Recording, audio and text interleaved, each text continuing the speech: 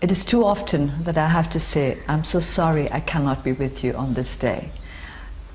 Again, I'm saying the same thing that I've said so many times before to different gatherings all over the world.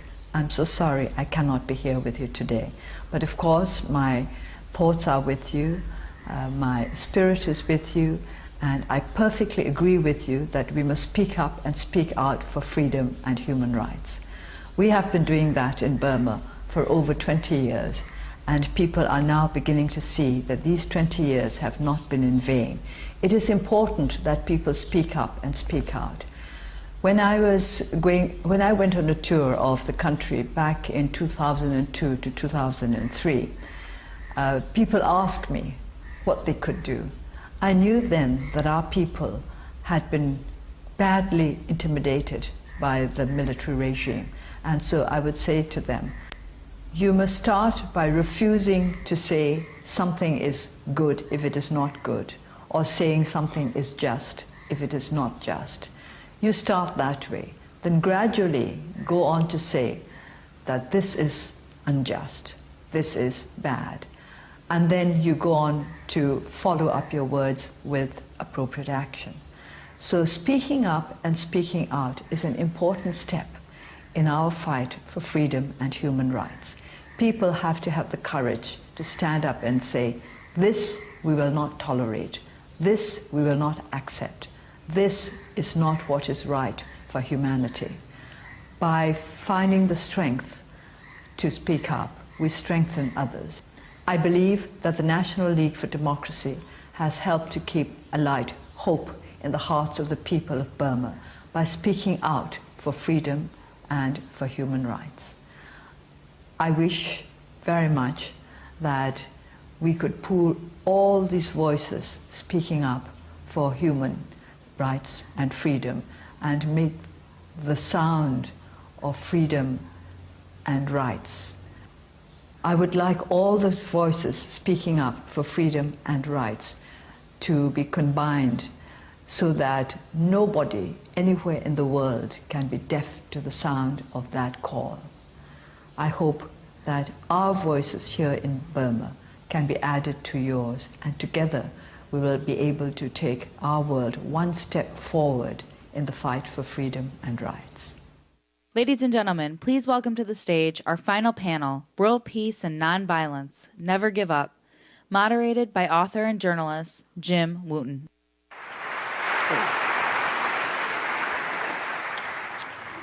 Good afternoon, everybody. Welcome to Dancing with the Peacemakers.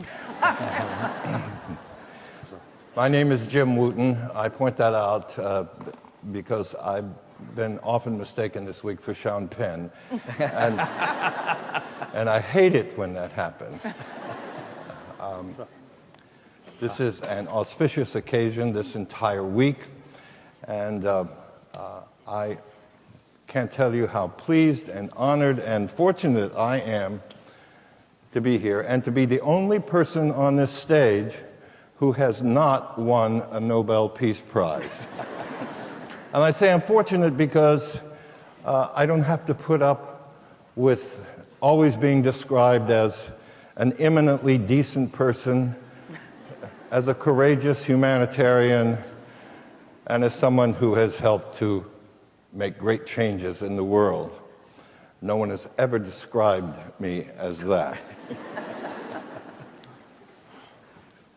These people have to live with those descriptions every day of their lives, and will no doubt have to endure them for the remainder of their lives, because, in fact, that is what they are. Eminently decent human beings.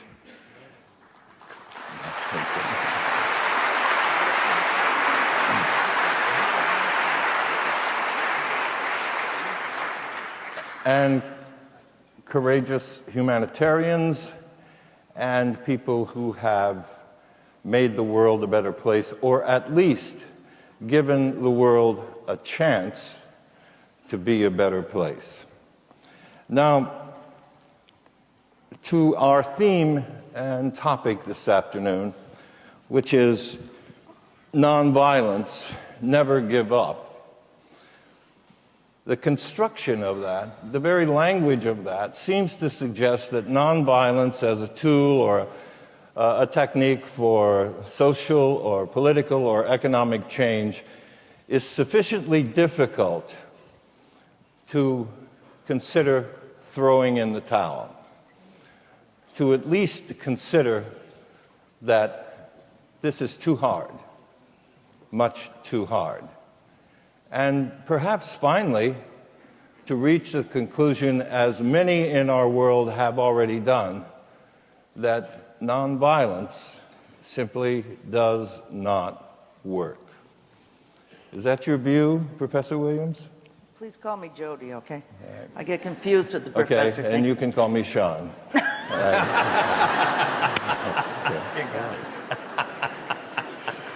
Well, Sean, okay. I've been pondering a lot over the last few years the wimpification of peace. And it makes me really angry in a peaceful sort of way to think about that. I believe that we really have to strive for demilitarization, which we should stop thinking is a dirty word. We need to recognize that nonviolence is not inaction.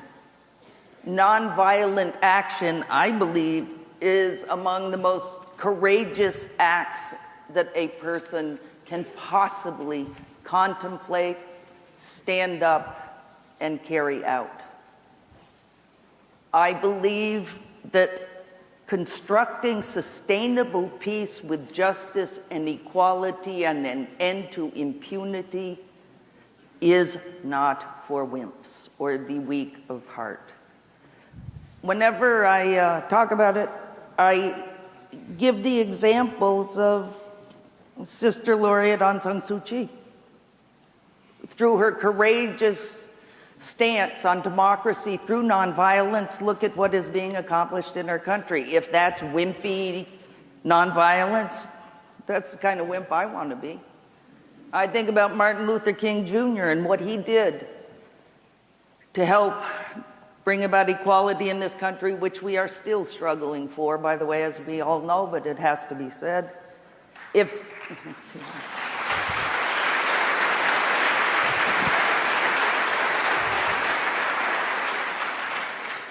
If leading people in the streets and being attacked by dogs and jailed for your beliefs is being a wimp, I want to be a Martin Luther King Jr. wimp.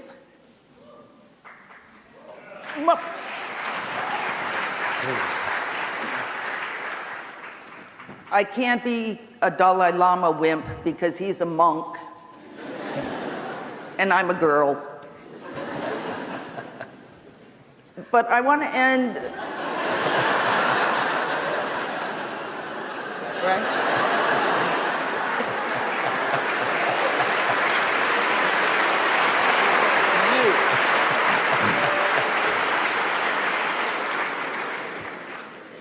I want to end this comment just pointing out that the flip side to me of really pushing forward with nonviolent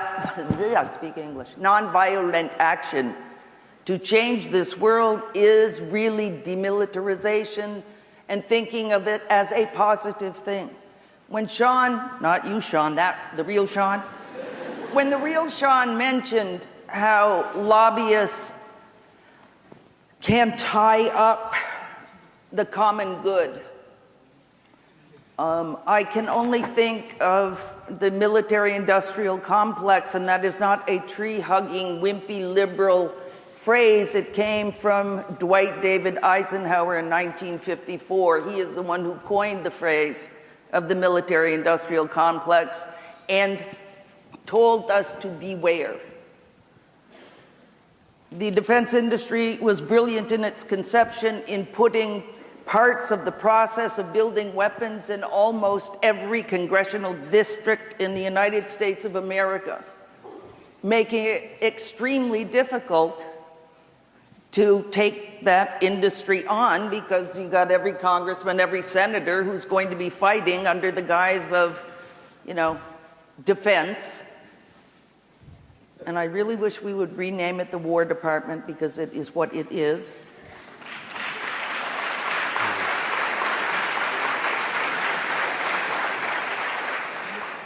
And jobs. Jobs. I wish that we all wanted to live in a country that provided dignified work that did not include building weapons to attack other countries.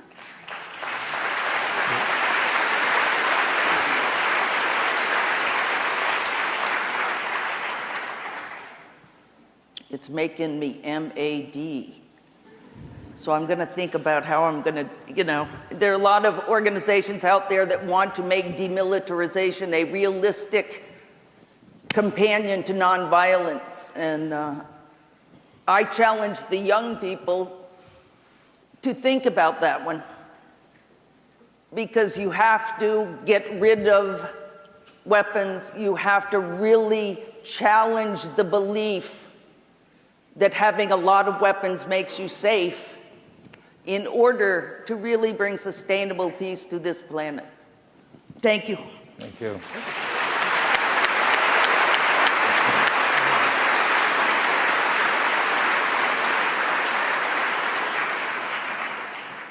Jody clearly is a girl, but she tells me she is not the mother of Ted Williams or Robin Williams. I recall a story that John Williams, my old friend, John Lewis, once told me. John Lewis, as you know, marched for much of his life with Martin King, and was beaten badly at the Selma Bridge. And I said to him, after that, John, and became a congressman from Atlanta, distinguished. I asked him, I said, after that, John, after they opened up a big slice of your head, why did you continue to subscribe to Dr. King's concept of nonviolence? And John Lewis said, because Dr. King would have found a gun and shot me if I hadn't.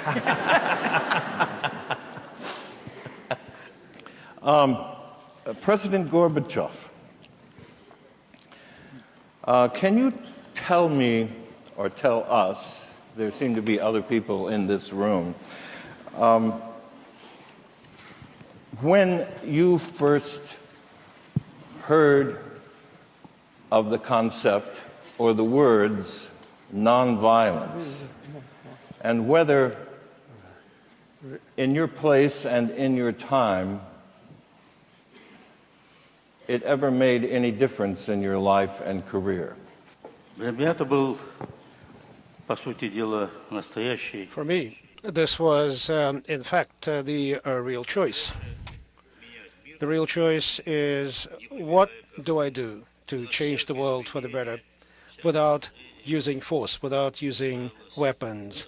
In our history, changes always happened as a result of violence. I believed, and I will be speaking more about politics because I have spent 60 years in politics, and it is in politics where I got the feel of those problems, where I understood those problems. When I became the head of the Soviet government, of the Soviet Union, then the question was, we need to address our problems. We need to solve our problems. And when I and my supporters started to discuss these changes, we fully understood that it will not be simple, it will not be easy, it will not be calm. This would mean conflict, and that there will be a struggle. It will have to be a struggle. And if things become really severe, will we then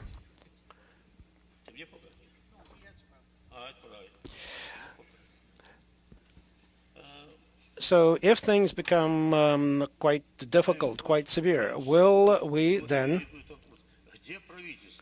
And people will say, where is the government? Why does the government put our house in order? And when they say put our house in order, they mean the use of force, mean the use of violence. I believe that today in the world there is a movement in support of democracy. It's a very important movement. This is probably the most pivotal movement that could result in really great changes. People want to be able to solve their problems in their countries, in their regions, in the world. The people, rather than someone behind their backs, rather than some super intellect that will do it for them. It's for the people to do it, to decide, to speak out, and ultimately it's for the people to decide. This is the most important thing, and I think all the governments now feel that they are being challenged in this way. The recent election campaign in my country, in Russia, was open. That's the result of glasnost. It was a very contentious campaign, and things became very heated, and some people kind of felt fire under their feet. And nevertheless, people spoke out, people protested until the end.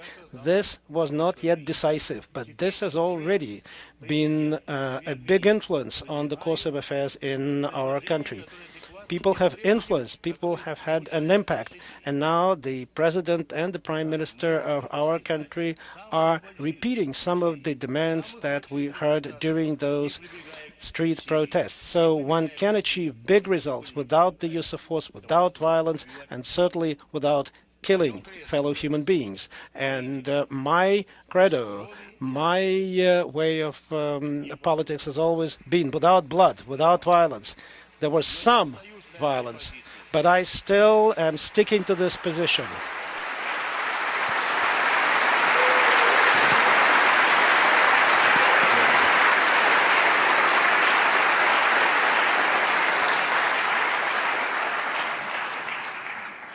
Your Holiness, would you tell us, please, about your expectation that the movement for independence from China in your homeland of Tibet,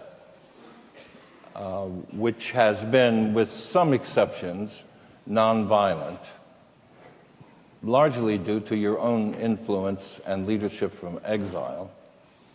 Could you tell us if you expect that, forgive me, when you're gone, that nonviolence will continue? As far as Tibet is concerned, Tibetan problem is concerned, of course, 1949 and 1950, the new situation developed. Soon after the establishment of People's Republic of China, led by Chinese Communist Party. Then, 51, already Chinese communist military forces occupied the city, now today so-called autonomous region, but actually they, I think, last at least, I think, around 400 years under Tibetan government jurisdiction. So that actually, according to some expert international law, they consider de facto independent sort of state. So the Chinese government at that time, the leaders like Chairman Mao Zedong and some other, they quite realistic. So they accept the reality. So even though the east part of Tibet autonomous region the Tibet under Tibetan government jurisdiction, already occupied, but instead of sending army to rest of the area, they prefer peaceful liberation through negotiation. So finally, a 70-point agreement signed. So at that time, the Chinese government carried actually spirit of one country, two systems. So I think the essence of middle wave approach already there. But then somehow it failed to carry practically about that spirit.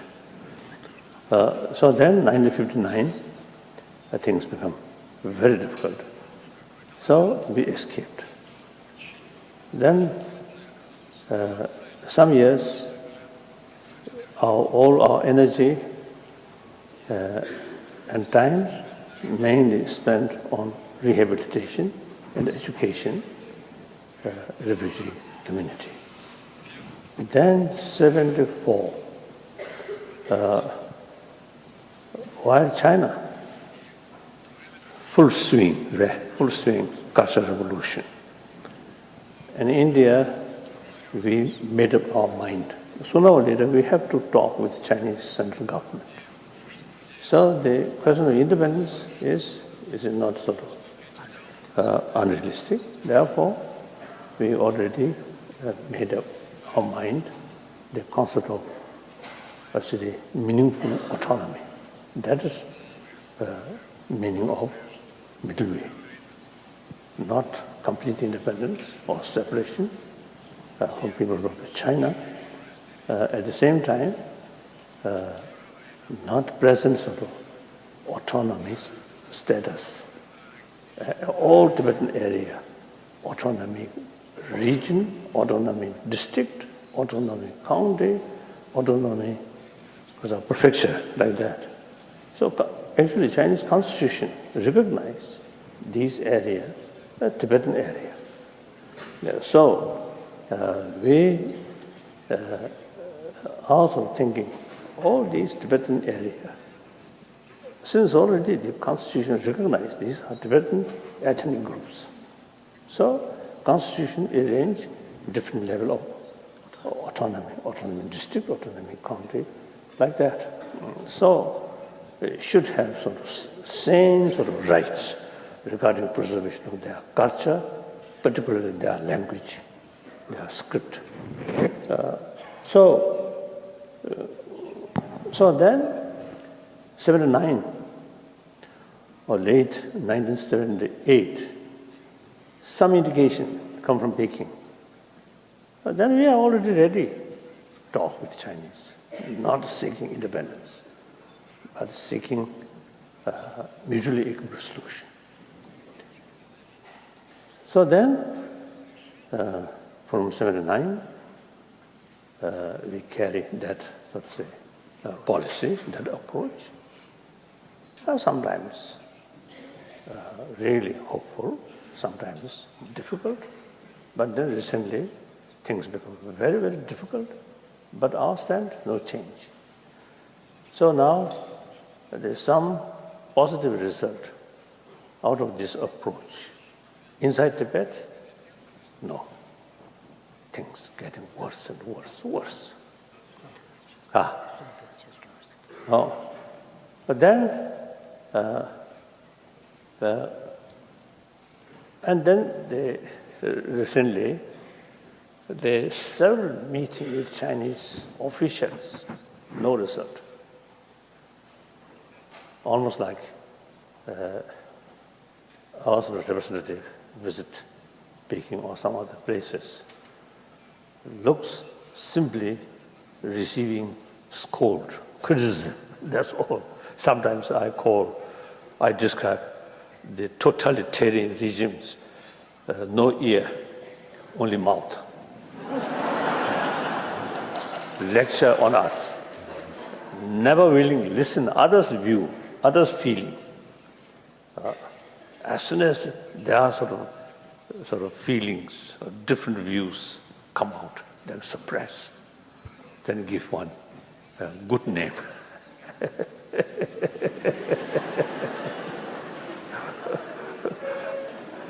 Actually, 1980, I think 87, some crisis happened. Then Jonathan Muskie, I think correspondent, observer. I know him. So he came to see me in Dharamsala, and he asked me, why is the Chinese government very much sort of dislike you? Why? He asked me. Then I told him, oh, I'm not acting like yes minister. They want, I should say, whatever they say, oh, yes, of course, yes, yes. They want that kind of the response or attitude. The other night, President Kennedy, I'm sorry, Your Holiness. Go ahead. So now my main point now, I think many of you may not know this background. Sometimes you see, people have the impression that some crisis now, very recently, you see, happened. Not that. Many Chinese also, you see, feel like that. When I met some Chinese, they are little sort of frustration or little sort of hostile. Then I told these long sort of stories, 60 years sort of story. And then they understand, oh, Tibetan issue is really very, very complicated issue. So in any way, so now main point is, our approach brings some concrete result or positive result from government level. But Chinese public, I mean Chinese intellectuals or educated Chinese, and also many Chinese, including students who are studying in a foreign country, they have the opportunity to know the reality. So majority of them fully support about our middle wave approach. So our way of approach, firstly, very strictly non-violent way. Secondly, middle way. So that really, I feel, brought a lot of support from Chinese people or Chinese public side. So that, I think, positive result, significant result. After all, our problem have to solve between Tibetan and Chinese.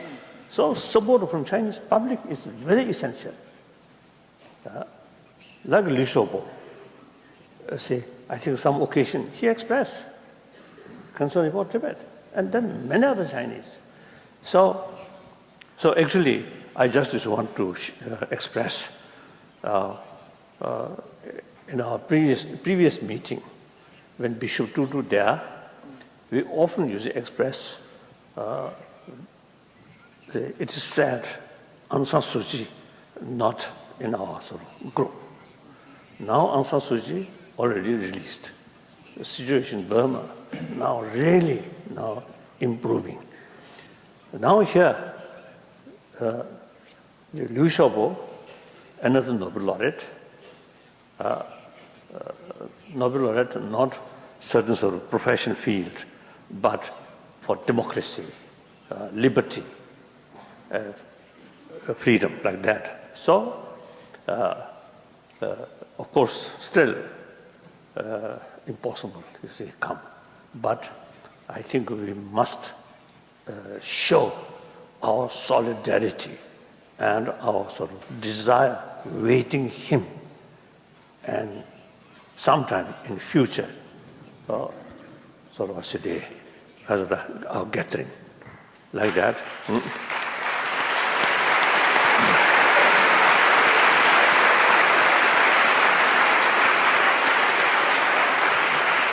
So, according my own experience, and also what really happened in South Africa changed. Mainly through non-violent way, under the leadership of Nelson Mandela and Bishop Tutu. So at least after independence, the country comparatively peaceful.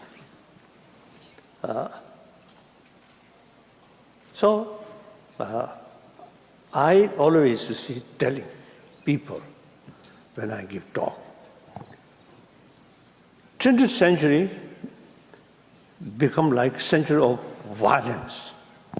According to some historian, over 200 millions of people killed through violence. If that such amount, immense violence, really brought world better shape, then such sort of immense violence have some justification. But that's not the case. Even beginning of this 21st century, some sort of unhappy things, these are symptoms of previous centuries' negligence or mistake. So therefore, we have to work long-term plan. That is through education, through awareness. From childhood, we must cultivate, believe, any conflict must solve through understanding, through talk, through dialogue, not use force. Even family level quarrel should develop that kind of attitude. Then community level, then national level or international level. So the peaceful world does not mean no longer any problem. Problem remain. So long our human brain remain, that's the source of problem. Isn't it? Thank you, Your Holiness. So we need spirit. You see, whenever we face disagreement or conflict, from our mind automatically must sort of develop feeling, how to solve this problem through dialogue. So I'm expressing this 21st century should be century of dialogue. So this through education, not through few speeches or few paper. No, from kindergarten up to university level, should teach whenever we face problem. We should not act like animal. We should act like human being. Use human intelligence, holistic view. Then only way is dialogue. Any solution through dialogue, that solution is genuine solution. Or some kind of a solution through use force, unpredictable. It may create more problems. That's my view. Thank you. Thank you, Your Holiness.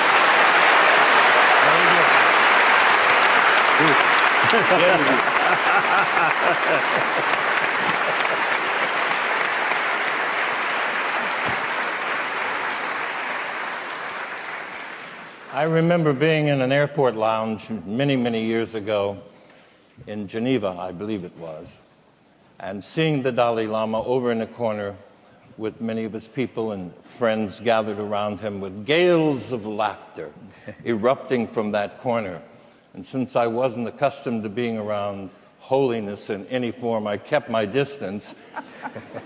But I was reminded at that moment of what Lincoln told the critics of Ulysses Grant, who said he was drinking too much.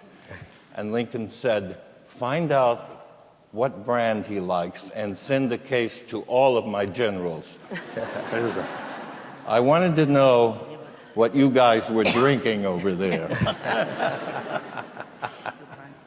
Professor Yunus, you are celebrated and have been honored principally for establishing a bank that made available millions of dollars, microloans, they've come to be called, to people in your country, poor people in your country who were otherwise deemed not worthy of credit.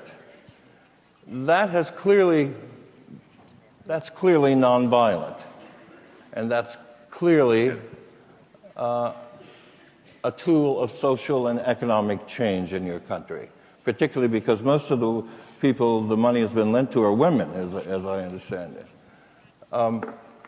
Are there similar nonviolent means of economic change? I'll be right back. Okay.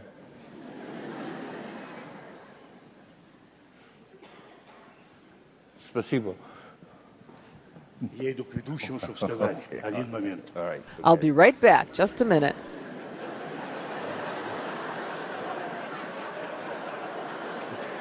With my fluent Russian, I believe he just said, "I'll be right back." Or maybe "I'll be back." Now, back to Professor Yunus. Yeah, go ahead.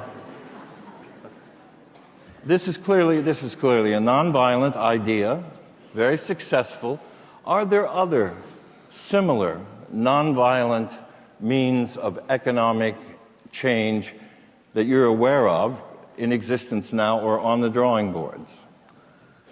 Well, let me put it this way, and the way you phrase the question. If you look at the poor people, they are very nonviolent. Because if you see millions and billions of poor people, they have not gone in the road of violence. The whole thing will erupt if they did that. So they are very quiet, they are waiting. They don't even know that there's something can happen to them. They have accepted the way it is. At the same time, if you look at the unemployed people all over the world, they are very nonviolent. Again, millions and billions of people remain unemployed. Why does it happen to them? Is it the fault in those people? Can they, if they realize that it's not my fault that I'm a poor person, if they realize that it is not my fault that I am unemployed, probably they will say, why do I have to suffer every day, every year, my whole generation and next generation and so on? So there's a very easy road to violence into that. Luckily, they don't go for violence. They are very quiet people.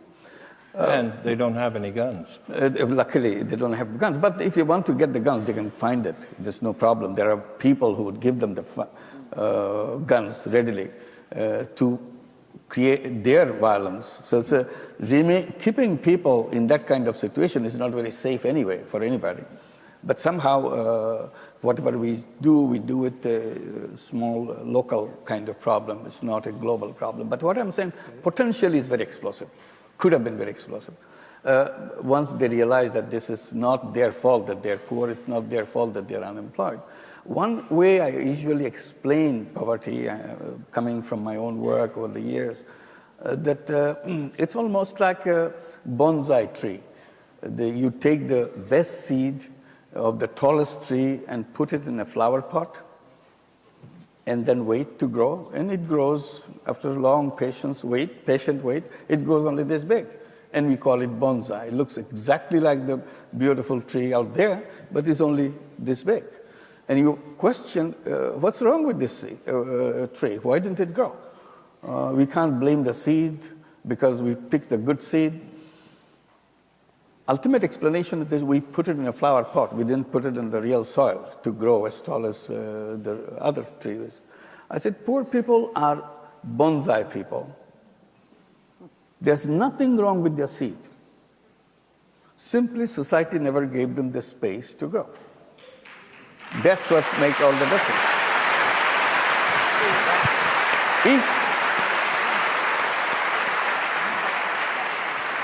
If they understood that, now they blame their fate, they blame God, they blame everybody else. They don't say the system which made me this. That's why they're quiet. But if they realize it's not my fault, poverty is imposed on me. I have not created poverty. I'm as good as anybody else because my seed is as good as anybody else. So why am I suffering from this? Why institutions are screwed up? Why institutions are built in the system where I'm rejected? That's where this microfinance thing came about. When I tried to lend a few dollars worth of money to a few people in the village and tried to attract the bank to do it, the bank said, no, it can't be done. They are not creditworthy. Then I said, what is creditworthy? Have you ever tried? I said, no, we don't have to try because they're not creditworthy. How do you know? Because everybody knows. I said, that's not good enough. You have to try and find out. And I tried and I found out it's not true. Today, I keep asking the question, I said, should the banks tell that poor are not creditworthy? They make judgment on people? Rather, people say that the banks are not people-worthy. Isn't that the way it should have been? So, we have banks all over the world. We have seen what happens with the banks. You saw the financial crisis coming through them and make other people suffer. When people lost their jobs, it was not he was inefficient or she didn't do the job. Somebody screwed up the system somewhere and I lost my job.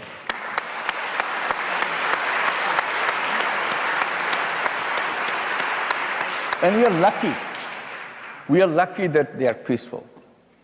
We are lucky that they are not marching up and down the street, that you made us suffer. You have no right to do that. Why did you design a system where and we are so proud of the system that we build, capitalist system or whatever system we say, we are so proud of it. Why did we create a system where half the population remain unemployed? What's wrong with them? They're capable people, creative people, innovative people, ready to contribute, ready to do, but they are wasted away. What a waste of human resources, human creative power, and we are so proud of the system. Why can't we?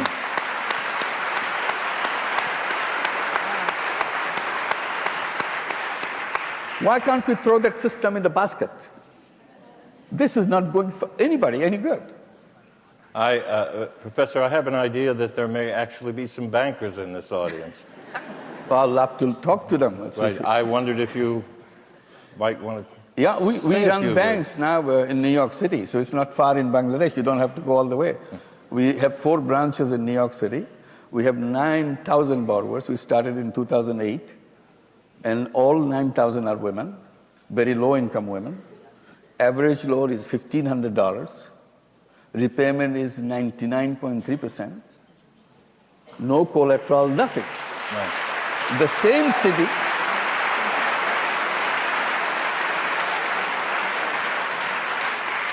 city you can get for a small loan, not to the bank, absolutely no way. You can go to only the payday lenders. And you know what payday lenders do. Charge 100%, 500%, 1,000% interest, and it's a thriving business. Nobody cares, and we say, competition will take care of everything.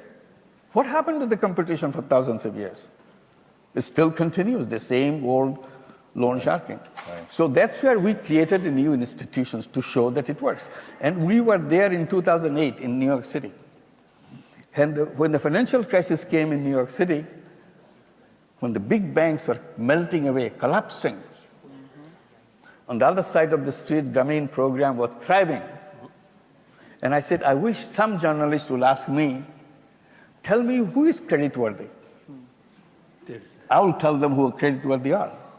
They were telling me 35 years back that poor are not creditworthy. Today is a good example on the same street, is the poor who are paying the money back. All the rich people, they are not making their payments. With all the lawyers, all the collateral, they said, without collateral, you cannot do banking. I said, what are you doing now with collateral? This is what's happening without collateral, without paper, without any lawyers in our system. We don't have any lawyers, but it works.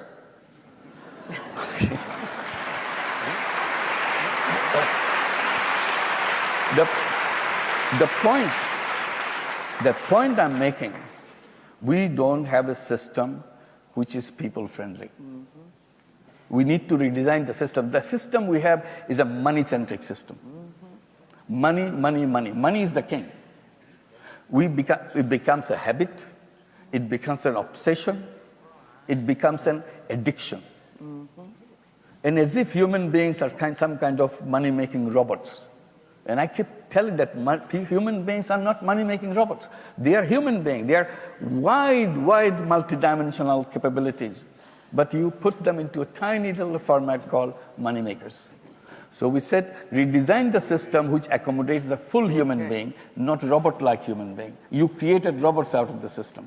So we are creating a different kind of business called social business. Non-dividend company, which solves problems. We can create a system which is a problem-solving system, which is cost-driven system, not just money-centric system. So we said we can create two kinds of business. One, to make money. One, to solve problems. Today, money-making is a means. Money-making is an end. It doesn't make any sense. Money-making can be a means, but end has to be a purpose. What is the purpose of life? That's lost completely. So you talk about violence, non-violence, and all that. Seeds of violence is in the system. Until you pick up those seeds out of the system, very difficult to handle that. So you go into wars, you go into things, justifying that this is the way economy can grow, this is the way your interest, immediate commercial interest lies, or whatever. You want to hold on the oil fields, you want to hold on to this particular thing. That's what the seeds of all the problem. Sean, can I say one sentence? Sure. In that context, I just feel an obligation to do a shout out to Occupy across the country.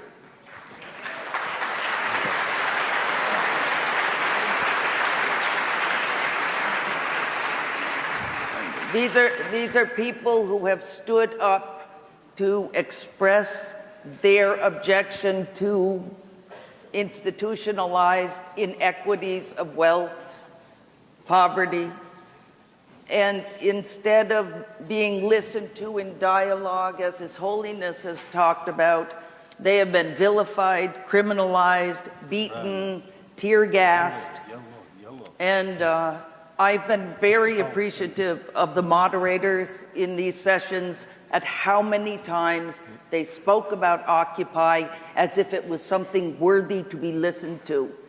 And I will just end saying that several of us Peace Laureates are meeting with Occupy Chicago after this session. Thank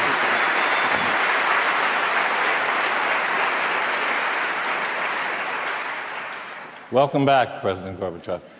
Это очень интересная и важная тема. This is a very interesting and important theme. This is something that we are all very concerned about. So when people talk about change in certain specifics, certain details, that does not really change the situation. We often see that in Russia. The so-called Washington consensus, the radical approach to the economics, the neoliberal approach to economics, that has resulted in the financial world being kind of overwhelming and totally separate from the real economy. I have watched the debt growing in the United States. I have watched also how the payment of this debt, and I am amazed. I also see that what happened in America then extends elsewhere, and the banking system imposes certain things on the society. And we see today, and that is amazing, that in Latin America, many countries have rejected this, and they no longer want even to be involved with the International Monetary Fund. They don't want that kind of debt that burdens them, that is like a chain that curbs the development of their economies. They have paid out those debts. It was very difficult. They paid out those debts and no longer take out any more loans, even though they need money for development. So I think that means that the system is wrong. It's not just the details. We need to change the system that is based entirely on a quest for profits, the system that is based entirely on consumerism, the system that wants more, more, more. That is not the way to go. That is really not the way to go.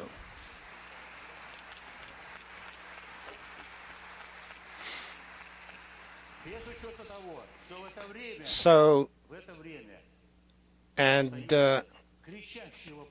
even as we speak, we see the problems, the crushing problems of millions, hundreds of millions, and billions of people. We see that people lack fresh water, safe drinking water. There is, I know that as the founding president of Green Cross International, I know that in the world today, more than 1 billion people do not have access to safe drinking water. So what about the money that, those hedge funds and corporations amass, and at the same time, these problems that concern the human beings are not addressed? And what is happening to the environment, to our nature? This is a tragedy. 60% of the ecological system today have been damaged, seriously damaged. We see the damage to the air, to the airspace. We see the damage, the pollution of rivers and oceans, and that is so to say, the cradle of our civilization. That is what has shaped and developed our human civilization. And while nothing is done about this, we see the blowing of bubbles, and ultimately those bubbles are punctured, and the result is that people suffered. So we need to change this system. We need to say so. We need to start saying that our planet today is overpopulated, but every human being, we need to address the problems of the human beings and the problems of nature. And it all comes down to, we used to think that once, the Cold War is over and we live in a global world, these problems will be solved. Once we do no longer have confrontation, we have the opportunity to finally address the big problems of mankind. But instead, the financial corporations are using this global world exclusively in order to amass wealth, more and more wealth. They want to use these opportunities for their benefit. The end of the Cold War, to use it for their benefit. We thought that it will help to address the problems of the human being, like poverty, like protecting nature, and all the other problems. So we need a different kind of governance. The problems of governance today can no longer be postponed. We need to build a truly new world order. Pope John Paul II formulated it very well. It's something that is his legacy to all of us. We need a truly new world order, a truly new world, more just, more stable, and more humane. And that's it.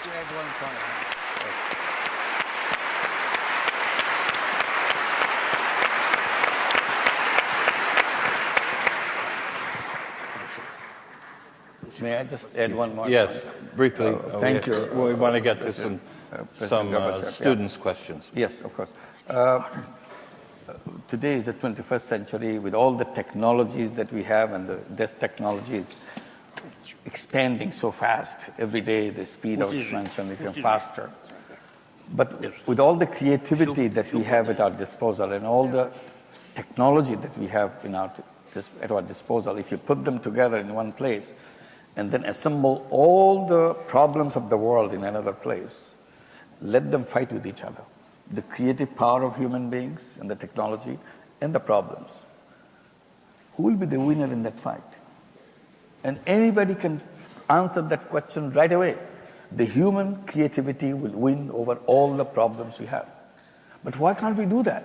Because we don't have connection. Because all the creativity, all the technology is in the command of the business.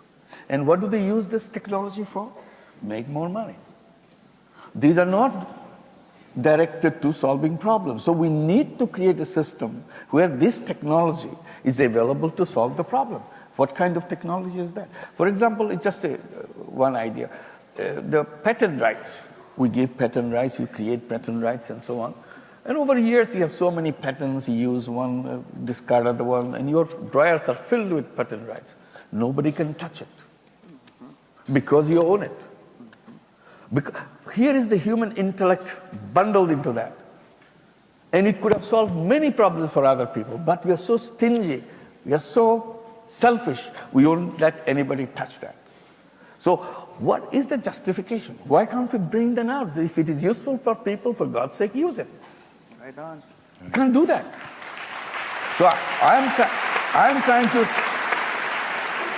trying to explain to the businesses, I said, if you have some discarded patents which you never use now, you will never use in future, would you let me use this? I'll create a social business of patent management. I'll manage your patent. We will take your permission to use it for the benefit of people. If you agree, I'll use it. If they will only release that, then lots of things can be happening in a completely different way. So this is the one. And I'm depending on the young people. I have tremendous confidence in the young people because their attitudes and their upbringing is completely different than our previous generation.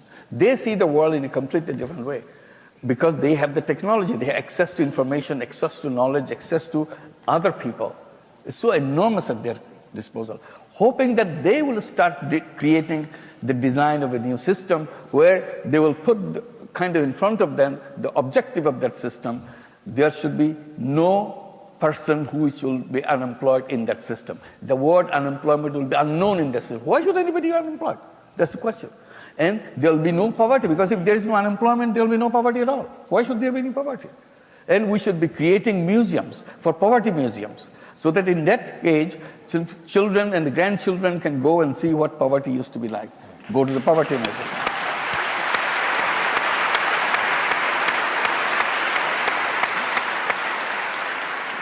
Thank you, Professor. I think we're only going to have time for one question. Your Holiness, you feel up to answering a really difficult question from one of the students here? It's from Allison Walsh, who's at Prospect High School. Where are you, Allison? You around? Okay. Maybe Allison does not exist, and this is an effort to sabotage this entire event. Proceedings. Okay, hi, Allison. All right, Your Holiness, there are several questions of this vein in this stack here. But how would you suggest it is possible to reason your message and the message of this event of peace with unreasonable people, people who refuse to see another point of view? How would you go about that? I'm Buddhist. Buddha always respect the different views of different people. So if someone insists his or her own view, there's no argument.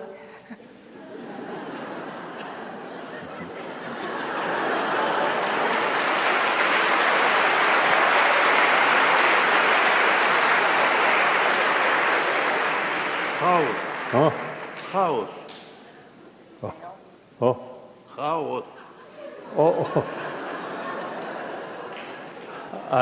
I really sort of impressed your other sort of presentation. It is true. I think many problems ultimately related with extreme self-centered attitude.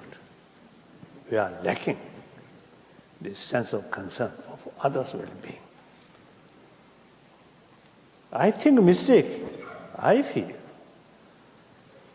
those self-centered person And to those self-centered persons, if we tell, oh, altruistic attitude is something marvelous, good, then they say, oh, I can't.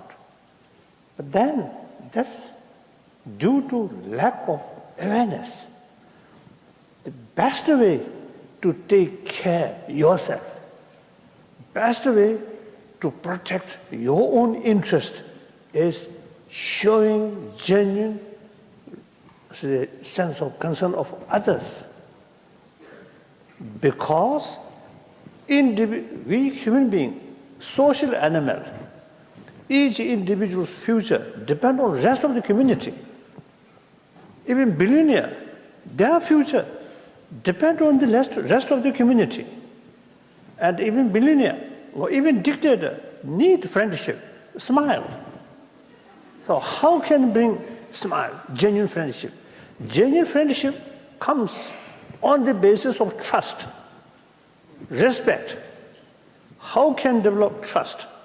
If you extend genuine sort of warm feeling, sense of concern of their sincerely, then trust comes. On the trust, you can develop genuine friendship. A community or family full of trust, full of friendship, much happier. Money cannot bring human sort of affection. So therefore,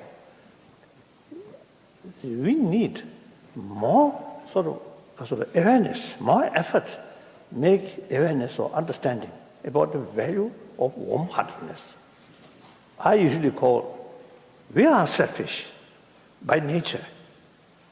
Take care of oneself. Of course, ultimately, individual. I don't know. If I tell you Tibetan, then you may look like that.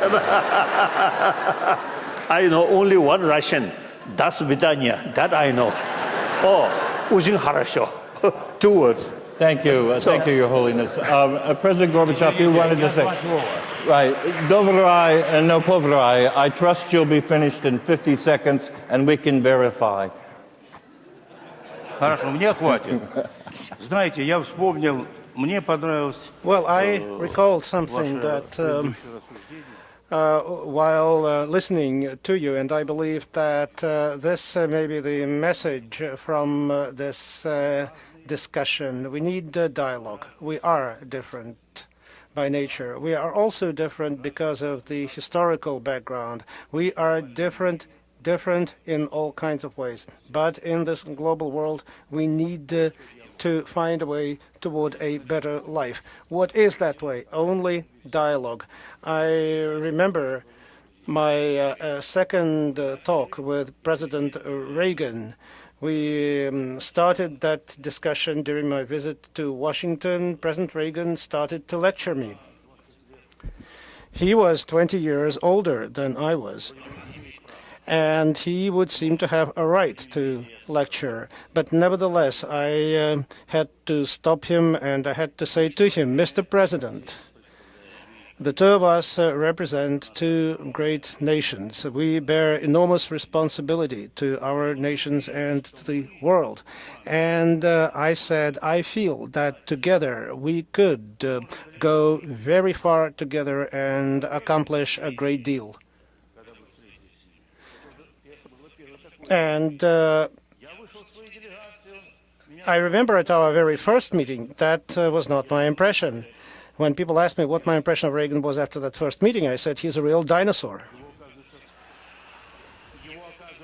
And then it turned out that he, too, was asked about what was his first impression of Gorbachev. And he said, Gorbachev is a die-hard Bolshevik. And so that dinosaur and that die-hard Bolshevik, those inveterate opponents, politicians, they met and they launched a dialogue. And 2 days later, we made a statement, a joint statement.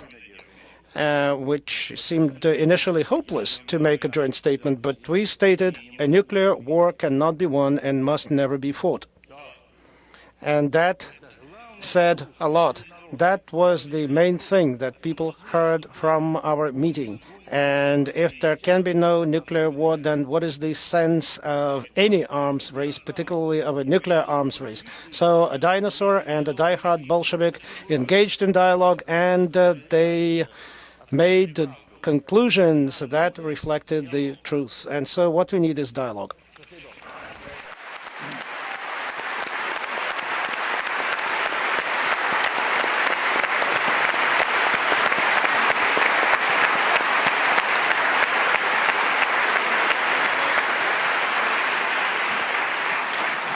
Thank you all. Thank you very much.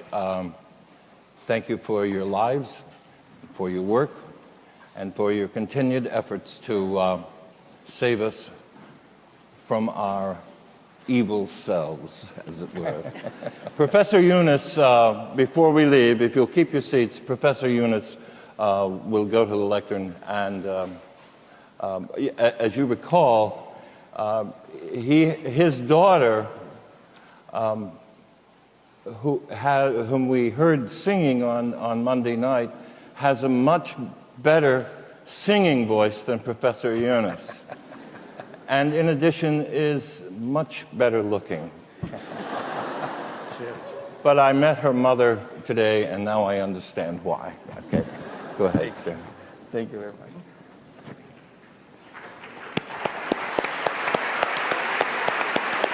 Thank you. Thank you. I have the great honor and privilege to read out the statement made by the Nobel laureates, appealing to the youth of the world, young people of the world. As I was explaining myself, having tremendous confidence in the ability and the creativity of the young people to create the system, create the world that we are always talking about in the near future. So here's the statement on behalf of all the Nobel laureates present in this conference, in this summit. As Nobel Peace Laureates and laureate organizations, we realize that if the commitment to peace and human rights is not passed on from one generation to the next, our achievements will be short-lived.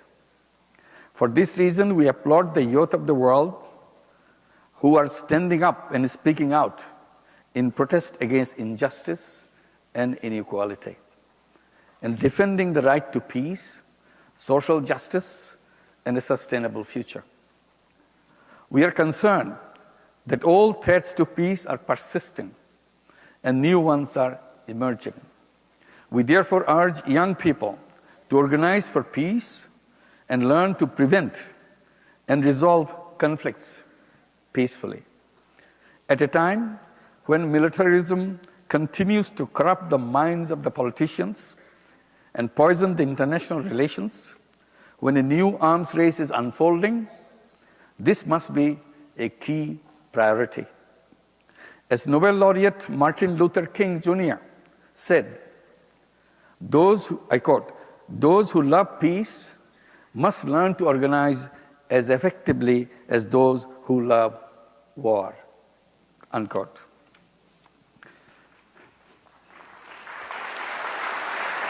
Great words. Great words indeed.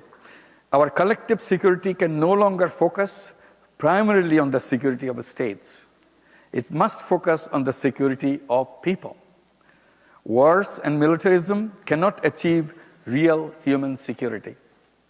Substantial reductions of world military expenditures could eliminate the crushing poverty, whereby nearly 1/3 of humanity lives in insufferable conditions.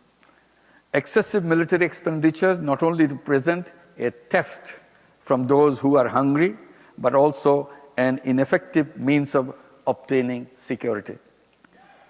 Equally unacceptable is the violence against nature that ruins the environment upon which civilization depends. All the world's religions and peoples share similar basic values: such as peace, compassion, love, justice, service towards others, and the alleviation of suffering. Political leaders must recognize our common humanity through deeds rather than mere words. We urge young people to question their leaders about what they are doing and to address the main challenges that face the world today. Thank you very much.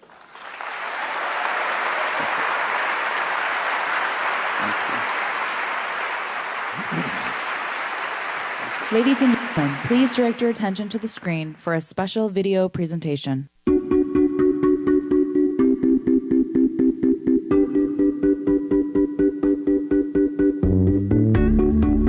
Welcome everybody to the city of Chicago, and on behalf of the residents, I want to thank all the Nobel laureates who've traveled many miles to come here. I'm part of a peace class, and during that peace class we got invited as a school, and she asked our class if we wanted to go, and we all were like, of course, this is the chance of a lifetime.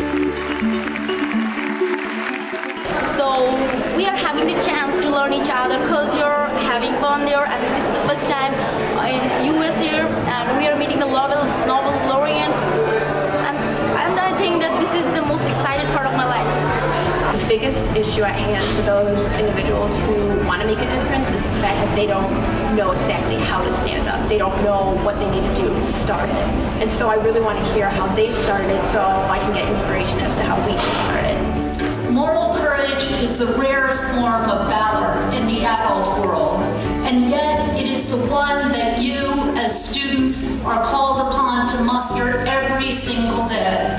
And coming here is so important because it helps me, especially all my classmates, for us to be able to learn more about what we can do to affect change. If each and every one of us selected the issue that they most cared about and volunteered a few hours a month, imagine what this world would be. Just as a whole, the whole Speak Truth to Power thing has changed how I think a lot. It's made me a lot more grateful for what's in my life, and it's given me insight on just how to, in small ways, better the world around me. Speak up. Speak out for freedom and rights. Speak truth to power. I think that it's definitely inspired me to take action as a whole, as an individual, and learn more about the world around me and find injustices that I can right in my own community. You know, you can come from such a small town and you can make such a huge difference. You don't have to be born into like a huge family, like a rich family. You don't have to be born into, like, from New York City. You can come from such a little town and you can really make a difference in the world. It takes one person to make a difference in the world. Peace can only be achieved if you get people involved in that which stands in the way of peace, to talk to each other. I'm so inspired with what they do, what the people can do. If you have a strong willingness, you can do everything. That's what I think I learned from them. Thank you.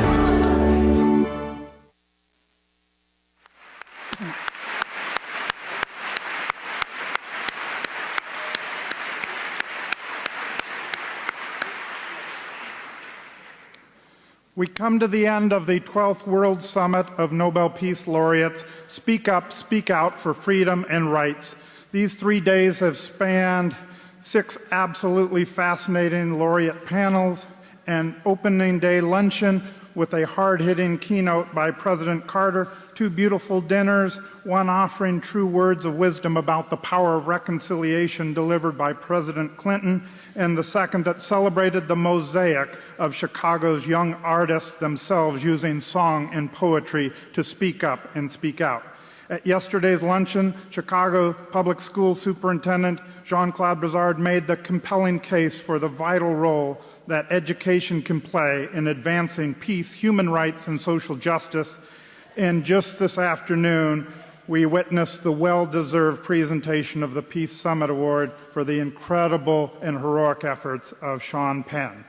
Congratulations again.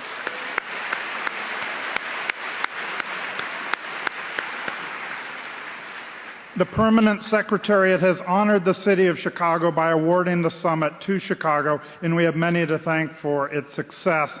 First, we can never adequately thank the Nobel Peace Laureates who have given so graciously of their time and their wisdom this week. You are an inspiration to us all. We have heard your words in today's declaration, where you stand together as a beacon of light penetrating the dark corners of the globe. That's a good thing.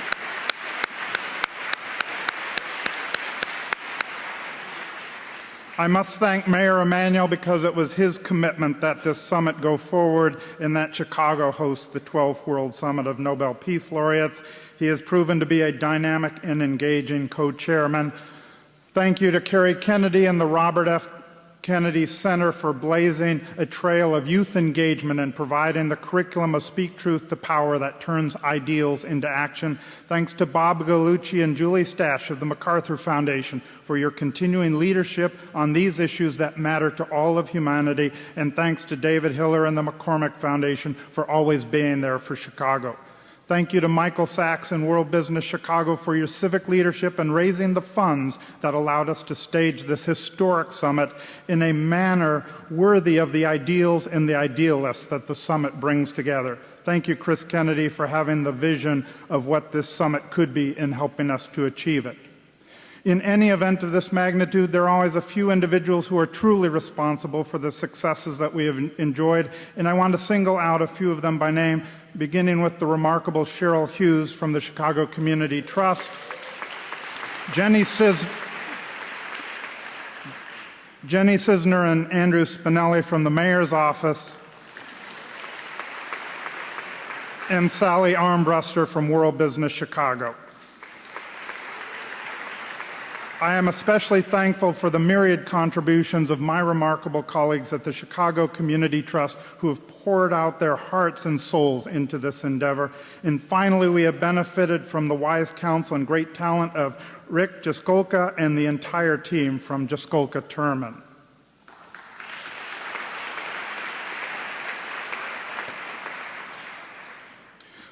There are so many others that I could thank, but it's too much time to take at this point, so I want to comment instead on what distinguishes this summit is its commitment to young people, a principle baked into the very design of this summit. Several thousand young people have participated over the 3 days in our audience, plus tens of thousands watching via live stream or following the proceedings on the Scholastic or State Department special summit websites. We have also hosted 16 students who were brought here to the summit by the State Department from Liberia, East Timor, Bangladesh, and Yemen, and the 180 students brought here by Peace Jam. And we know they're in the house. Young people this week have been informed, engaged, and energized and invited to the world stage. And as you just heard Professor Yunus announce a few moments ago, the laureates are asking young people of the world to accept the torch of responsibility for making this a better, more just, more humane, more peaceful world. For me, this summit frames a defining moment calling upon the world's youth to lead. So I think it's appropriate that I'm able to close with the words of Robert F. Kennedy, delivered in March of 1968, that ring true today. To quote, "Too much, too long, we seem to have surrendered community excellence and community values in the mere accumulation of material things. Our gross national product counts air pollution, cigarette advertising, and the ambulances to clear our highways of carnage. It counts special locks for our doors and the jails for those who break them. It counts the destruction of our redwoods and the loss of our natural wonder in chaotic sprawl. It counts napalm and the costs of a nuclear warhead and the armored cars for police who fight riots in our streets. It counts the television programs which glorify violence in order to sell toys to our children. Yet, the gross national product does not allow for the health of our children, the quality of their education, or the joy of their play. It does not include the beauty of our poetry, or the strength of our marriages, the intelligence of our public debate, or the integrity of our public officials.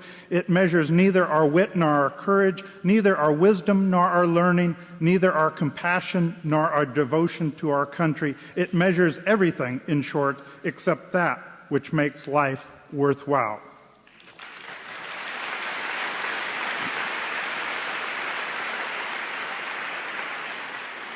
Thank you all for attending some or all of these extraordinary events, and may you take inspiration from these events and go forth on the wings of peace. The 12th World Summit of the Nobel Peace Laureates is now closed.